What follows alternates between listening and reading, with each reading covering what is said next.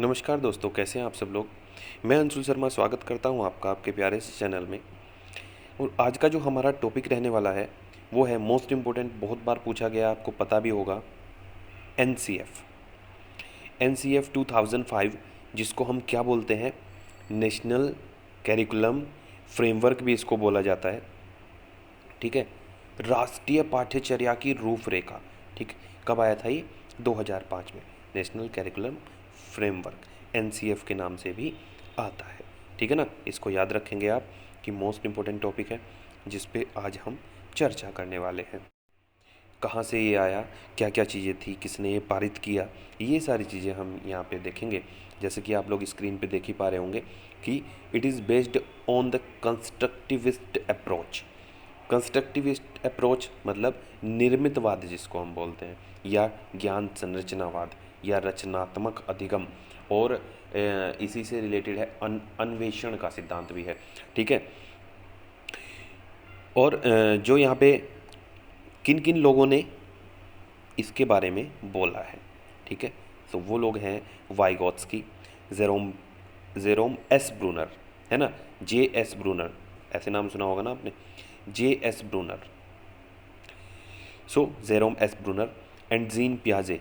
ठीक है, ये तीन इंपॉर्टेंट हैं, और भी कई सारे यहाँ पे नाम लिए जाते हैं, बट यहाँ पे ये तीन जो इम्पोर्टेंट हैं वो मैं आपको बता रहा हूँ। ठीक है ना, सो निर्मितवाद या ज्ञान संरचनावाद या रचनात्मकता से इसका मतलब एकदम रिलेशन है। इसको हम देखेंगे कि क्या क्या इसमें बोला गया है। उससे पहले देखते हैं कि ये किसने बनाया, किसने दिया। ठीक है ना, सो यहाँ पे नाम आता है एनसीईआरटी का। किसका नाम आता है? एनसीईआरटी का। तो एनसीईआरटी ने जो एनसीएफ है, नेशनल करिकुलम फ्रेमवर्क है, जो राष्ट्रीय पाठ्यचर्या की रूपरेखा है, वो 4 रूपरेखाएं बनाई थी। एक बनाई थी 1975 में, फिर 1988 में, फिर 2000 में, और फिर 2005 में। तो इनमें से हम 2005 वाला पढ़ते हैं, ये हमें पढ़ना है। ठीक है, ये नहीं पढ़ना है। Clear guys? तो 2005 वाला हम पढ़ रहे हैं आज, 2005 का ये हम देखेंगे। तो 4 राष्ट्रीय पाठ्यचर्या रूपरेखा में से एक जो है वो 2005 वाला है, जिसको हमें पढ़ना है। तो एनसीएफ 2005 इसीलिए इसको नाम दिया गया। अब ये प्रेरित किससे है वो देख लेते हैं। टैगोर का एक निबंध था, सभ्यता और प्रगति। ठीक है, रविंद्रनाथ टैगोर जी जो थे, उनका एक निबंध था, सभ्यता और प्रगति। इससे ये प्रेरित है। उसमें इसी टाइप की बात बताई गई थी जो जो इसमें बताई जाएंगी, जो मैं आपको बताने वाला हूँ। ठीक है ना, अब मेन चीज़ भाई, पेन पेपर लेके ज़रूर बैठना यहाँ पे। बिना पेन पेपर के कोई फ़ायदा नहीं होगा, भूल जाओगे। 7 सितंबर 2005, 7 सितंबर 2005 को central advisory board of education, central advisory board of education ने इसको पारित किया था। Central advisory board of education ने इसको क्या किया था? पारित किया था। ठीक है दोस्तों, सो आई होप इतना क्लियर हुआ होगा कि भाई किस पे बेस्ड है? निर्मितवाद पे, कंस्ट्रक्टिविस्ट अप्रोच, है ना। एनसीएफ इसको बोला जाता है शॉर्ट फॉर्म में। और जो यहाँ पे नाम आते हैं कि किन किन लोगों ने इसको दिया है, तो वो थे वाइगोत्स्की, जेरोम एस ब्रूनर और जीन पियाजे। 3 नाम याद रखना।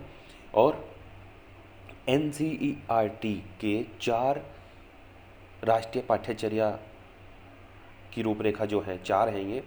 इनमें से लास्ट वाला हम पढ़ते हैं जो कि 2005 में आया था। ठीक है ना, किससे प्रेरित है? टैगोर के सभ्यता और प्रगति निबंध से प्रेरित है। कब पारित हुआ था? 7 सितंबर 2005 को। किसने किया था? सीएबी ने किया था, central advisory board of education ने इसको पारित किया था। ठीक है, एमएचआरडी का नाम भी इसमें शामिल है। ठीक है ना, अब चलते हैं आगे। इसमें बोला क्या गया? ठीक है, सो इसके 5 मार्गदर्शक सिद्धांत हैं जो हमें पढ़ने हैं। क्या है? क्योंकि ज्ञान जो है वो स्कूल के बाहर के जीवन से उसको जोड़ना है। अब जो आपका निर्मितवाद है या ज्ञान संरचनावाद है, उसमें ये बोला जाता है, आपने पढ़ा भी होगा या फिर मैं वीडियो बना दूंगा उस पर, कोई दिक्कत नहीं है। उसमें ये बोला गया है कि ज्ञान जो है ना वो ऐसा नहीं है कि बच्चे बिल्कुल खाली स्लेट हैं, एम्प्टी स्लेट है, ऐसा नहीं है कि उनको कुछ नहीं आता, उनको आता है, ठीक है। और वहाँ पे बस शिक्षक का जो कार्य है वो एक सहायक का है, एक मार्गदर्शक का है, उसको दर्शन उनका करना रहता है बच्चों का, ताकि वो आगे बढ़ सकें। ज्ञान उनके पास पहले से ही होता है, कहने का मतलब ये है, ठीक है ना। तो इस चीज़ को ध्यान में रखते हुए यहाँ पे क्या चीज़ें चली कि ज्ञान को स्कूल के बाहर के जीवन से भी जोड़ना है। कहाँ से? स्कूल के बाहर के जीवन से। जरूरी नहीं कि बस किताबी ज्ञान ही पढ़ाया जाए, ठीक है। इसको एक हम कहते हैं पाठ्य पुस्तक केंद्रित ज्ञान न करके उसको क्या करना है, बाल केंद्रित ज्ञान करना है। और यहाँ पे शिक्षक का स्थान सिर्फ मार्गदर्शन का है, वो सेंटर में नहीं है। शिक्षक सेंटर में नहीं है, करिकुलम पाठ्य पुस्तक जो है वो सेंटर में नहीं है, ठीक है। सेंटर में कौन है? बच्चा, है ना, स्टूडेंट। सो बाल केंद्रित शिक्षण की यहाँ पे बात की जा रही है। Clear guys? पढ़ाई रटंत्र प्रणाली से मुक्त हो, यह सुनिश्चित करना इसका काम था। इसमें बोला गया कि भाई पढ़ाई जो है उसमें रट्टाफिकेशन ना हो। ऐसा नहीं है कि जैसे कि आपने देखा होगा, अभी तक भी होता है, बहुत लोग करते हैं, बहुत स्कूल्स में भी ऐसा ही होता है कि कॉन्सेप्ट्स पे ध्यान नहीं दिया जाता। उनको क्या करते हैं, नोट्स बनाओ बेटा और इनको रट लो, है क्या इसमें उनको नहीं पता होता। जैसे कि मैं भी काफ़ी स्कूल्स में पढ़ा चुका हूँ, ठीक है, काफ़ी गेस्ट लेक्चर लिए हैं, तो उसमें ऐसा ही होता है कि बच्चों का जो लेवल है वो बहुत कम हो जाता है, उससे बच्चों को जो नॉलेज है वो बहुत कम रहती है। बस हाँ, आप क्वेश्चन करो, वो आंसर दे देंगे। आपने क्वेश्चन किया, रटा रटाया आंसर आपको मिल जाएगा, बच्चे के मार्क्स भी आ जाएंगे पेपर में लिखने से, है ना। लेकिन जो आंसर बच्चा दे रहा है उसका मीनिंग क्या है और उसके बारे में उसको कितना पता है कि ये होता क्यों है, रीज़न इसका क्या है, ठीक है, वो नहीं बताया जाता। Clear guys? तो ना तो इतना टाइम होता उन लोगों के पास, वो ऐसे ही मतलब चलते रहते हैं जैसे तैसे, लेकिन सफिशिएंट मेरे हिसाब से तो बता सकते हैं, बच्चों को समझा सकते हैं। और ये समझाना बहुत ज़रूरी होता है कि ऐसा क्यों है, क्योंकि अगर बच्चे समझ पाएंगे तो वो अच्छे से चीज़ों को ग्रैब कर पाएंगे और उसका यूटिलाइज भी वो कर पाएंगे। अदरवाइज़ क्या होगा,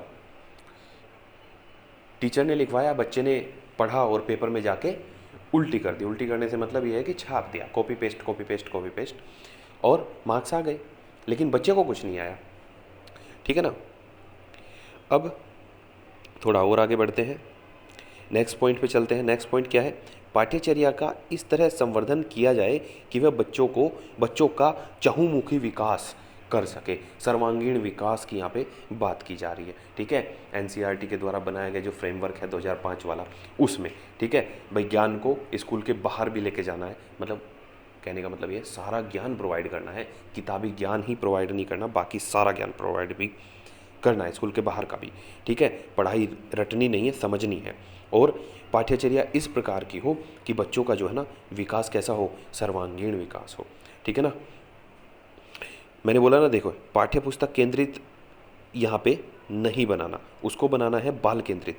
कौन सा बनाना है? बाल केंद्रित, ठीक है। चलते हैं नेक्स्ट पॉइंट पे। नेक्स्ट पॉइंट है यहाँ पे, परीक्षा को अपेक्षाकृत अधिक लचीला बनाना है और कक्षा की गतिविधियों से उसको जोड़ना है। कहने का मतलब ये है कि मैक्सिमम प्रैक्टिकल्स कराए जाएं, ठीक है ना। प्रैक्टिकल्स, थ्योरेटिकल नॉलेज देने के बजाय उसको प्रैक्टिकली समझाया जाए ताकि बच्चे को ईजिली वो समझ आ जाए और अच्छे से हो। वहीं पे मेन चीज़ क्या है कि अधिगम अच्छे से हो जाए, अधिगम अच्छे से हो जाए, एकमात्र यहाँ पे जो है हमारा प्रयोजन है। नेक्स्ट है, एक ऐसी अधिभावी पहचान का विकास जिसमें प्रजातांत्रिक राज्य व्यवस्था के अंतर्गत राष्ट्रीय चिंताएं समाहित हों, ठीक है। राष्ट्रीय चिंताएं, राष्ट्र के बारे में भी यहाँ पे ये है कि भाई एक अच्छा नागरिक आप बच्चे को बना पाएँ। सो पाठ्यचर्या उस प्रकार की होनी चाहिए। ये डिस्कशन किया गया NCF 2005 में, ठीक है, जो कि 7 सितंबर 2005 को लॉन्च हुआ था, ठीक है, by CABE, central advisory board of education, ठीक है, CABE, ठीक है ना। आगे चलते हैं। अब आता है कि राष्ट्रीय पाठ्यचर्या रूपरेखा 2005 को कितने भागों में बांटा गया है, कितने भागों में बांट के उनको मतलब कैटेगरी कितनी है उसका जो डिस्क्रिप्शन देने के लिए वो है 5। सबसे पहला जो है वो है परिप्रेक्ष्य, या उसको हम क्या बोल सकते हैं, पर्सपेक्टिव बोल सकते हैं। नेक्स्ट है सीखना और ज्ञान, मीन्स लर्निंग और नॉलेज। भाई ओए क्या बोल रहा हूँ मैं, क्या हो गया मुझे। पर्सपेक्टिव जो है, परिप्रेक्ष्य जो है वो मीन्स दृष्टिकोण, कि किस प्रकार से हमें ये जो योजना है वो बनानी है, केंद्र में हमें क्या रखना है, ठीक है, कैसा दृष्टिकोण हमारा होना चाहिए ताकि योजना सही से काम कर सके और जिस चीज़ जो सोच के हम ये बना रहे हैं उसका लाभ जो है वो सीधे सीधे बच्चों तक पहुंच सके, है ना। नेक्स्ट जो आता है सीखना और ज्ञान, लर्निंग की अभी मैंने बात की कि ज्ञान को क्या करना है कि सिर्फ किताबों से निकाल के उसको ना चहुमुखी जो विकास है बच्चे का वो करना है। वो कैसे है कि स्कूल के बाहर भी उसको ज्ञान प्रोवाइड करना है, ठीक है। ऐसी नीतियाँ बनाई जाएं, ऐसे कार्य बनाए जाएं। और स्कूल में शिक्षक यहाँ पे क्या करता है, सहयोग करता है, मार्गदर्शन करता है, ताकि बच्चे क्या करें, खुद से समस्याओं का समाधान करें, ताकि उनके ज्ञान का जो विकास है वो उसमें गुणात्मक परिवर्तन हो सके, ठीक है दोस्तों। सो ये कैसे कर सकते हैं, इसमें क्या करते हैं, बच्चे का ग्रुप बना दिया और उनको एक व्यवहारिक जो समस्या है वो टीचर ने क्या है प्रोवाइड कर दिया। बच्चे क्या करेंगे, खुद में डिस्कशन करेंगे और समस्या का समाधान निकालेंगे, ठीक है ना। उस समस्या का समाधान जब वो खुद निकाल रहे होंगे तो जाहिर सी बात है उसका वो जो लर्निंग होगी वो उसकी परसेंटेज काफ़ी ज़्यादा होगी, है ना। लर्निंग बहुत ईजिली होगी और वो उस चीज़ को कभी भूल नहीं पाएंगे। Clear guys. नेक्स्ट जो पॉइंट है वो है पाठ्यचर्या का जो क्षेत्र है, स्कूल के चरण हैं या मूल्यांकन है वो किस प्रकार से होगा, है ना। करिकुलम जो है वो कितना वाइड होना चाहिए, कितना शॉर्ट होना चाहिए, ताकि बच्चे को कठिनाई ना हो। ऐसा करिकुलम ना बनाया जाए कि बच्चा के लिए बहुत ज़्यादा टफ हो जाए, वो सीख ही ना पाए उस चीज़ को, है ना। तो करिकुलम का कैसे करना है, और जो मूल्यांकन है या स्कूल के चरण है उनको भाई मूल्यांकन कैसे करना है और कौन कौन से स्टेप्स फॉलो करने हैं, है ना, इस स्कूल स्टेजेस, ताकि स्टेप बाय स्टेप। अब भाई दुनिया भर की क्लासेस हैं, है ना, 1 से लेके 5, 6 से लेके 8, 9 से लेके 12। सो वहाँ पे ये है कि करिकुलम उन्हीं के अकॉर्डिंग सेट हो ताकि उनका जो बौद्धिक विकास है वो तीव्र गति से हो सके। सो ये भी ऐसे नहीं है कि कुछ भी उठा के दे दिया। जो अगर मैं सिर्फ पुस्तक के सिलेबस की बात करूँ, बुक के सिलेबस की बात करूँ, तो बहुत ज़्यादा मतलब बड़ी सी टीम है जो बहुत अच्छे से उसको डिसाइड करती है कि हाँ फर्स्ट स्टैंडर्ड के लिए कौन सा सिलेबस क्या सही रहेगा, 9th स्टैंडर्ड के लिए क्या सिलेबस सही रहेगा, ताकि बच्चे का विकास वहाँ पे जो मेन चीज़ है वो बच्चे का विकास है, ठीक है, बौद्धिक विकास है, ठीक है दोस्तों। नेक्स्ट आता है आपका 4th पॉइंट, विद्यालय व कक्षा का जो वातावरण है वो कैसा होना चाहिए, है ना।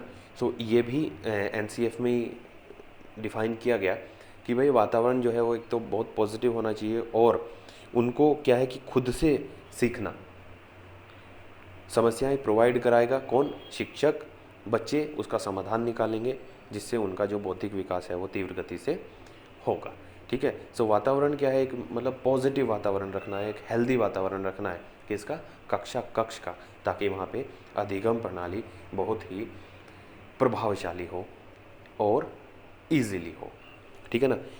नेक्स्ट है व्यवस्थागत सुधार।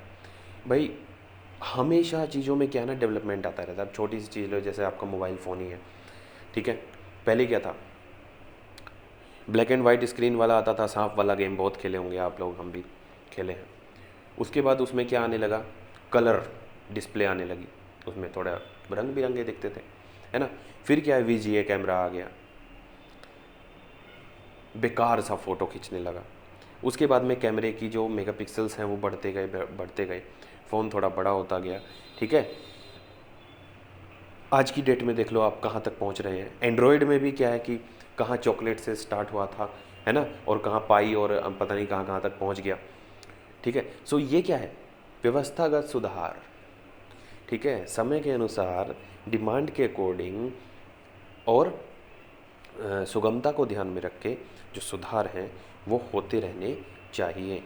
Clear guys? So systematic reforms यहाँ पे जो है ना वो कंटिन्यूस इम्प्रूवमेंट वो चलता रहना चाहिए। Clear guys? सो ये था एनसीएफ के कुछ पॉइंट्स। अगर इसमें कोई आपको प्रॉब्लम है तो वापस से वही पॉइंट कि कमेंट बॉक्स में मुझे कमेंट करें, मैं आंसर करूँगा आपको, कोई प्रॉब्लम नहीं होने देंगे। ठीक है ना, कंटेंट और ले आएंगे, वीडियो कोई और बना लेंगे, कोई समस्या नहीं है। बस ये है, एक ही मोटो है कि आपको समझ आ जाए और मार्क्स आपके अच्छे आए, पीछे कहीं रहना नहीं है। यहाँ से पढ़ो, जहाँ से पढ़ो, दुनिया भर के चैनल्स हैं यूट्यूब पे, दुनिया भर के चैनल्स हैं, सब लोग पढ़ाते हैं, बहुत अच्छे चैनल्स हैं, बहुत अच्छा पढ़ाते हैं। ठीक है ना। सो मेरी साइड से ये सिर्फ एक हेल्प है, जिन लोगों को भी समझ आ जाए सो मैं समझूंगा कि वीडियो बनाना सफल रहा। सो गाइस, पढ़ते रहें या आगे बढ़ते रहें, मिलते हैं नेक्स्ट वीडियो में। Till then, all the best.